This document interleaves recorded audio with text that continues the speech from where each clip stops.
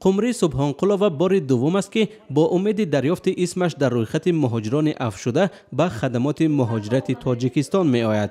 اما این بار هم او را خبری خوش انتظار نبود. اسمش هنوز از فهرست رانده شده ها بیرون نشده است.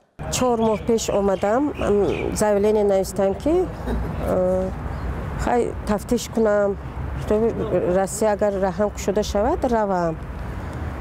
قمری سبحانقلووا سال 2007 با نیت به پا راست ماندن 2 فرزند و بالاخره خلاص شدن از اجاره نشینی مثل صدها مهاجر دیگر تاجیک راه روسیه را پیش گرفت. او به هدف رسید و حالا صاحب یک منزل خاکسارانه در دوشنبه است.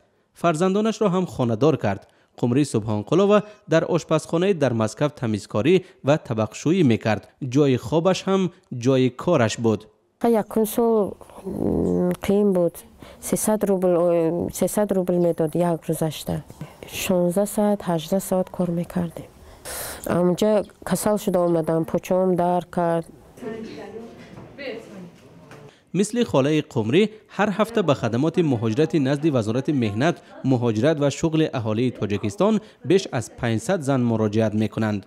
مسلمه مومینووا نماینده خدمات مهاجرت میگوید که تا 1 یا 2 سال پیش اسم زنان در رویخط رانده شده ها کمتر بود، اما طی 1 سال اخیر تعداد زنها نیز در این رویخط رانده شده ها بیشتر شده است.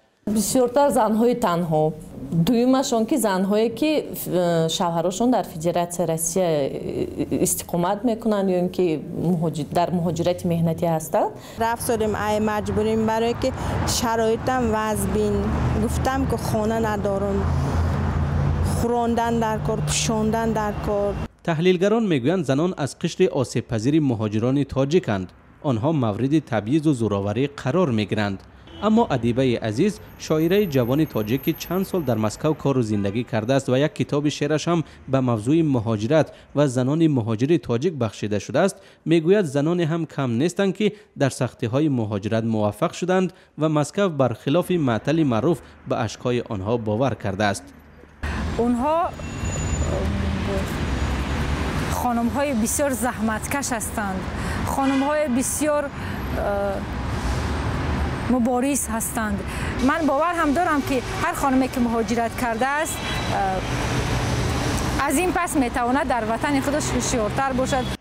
ولی در شعرهای در مهاجرت ایجاد کرده خود، ادیبه بیشتر از سرنوشت‌های شکسته زنان مهاجر تاجیک قصه کرده است که در شهر بزرگ مثل مسکو خود را گم کردند.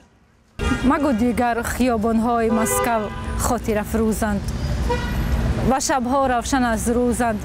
غریبی کوی بدنامی است، اینجا داستان عمر صدها زن که در این شهر بدنامی است. هزاران مرد راه و مرد بیراه ورا چون دفتر بیکاره می سوزند. وطنداران به سوی سیل مرغان مهاجر به قصد صید به نفرت دیده می دوزند.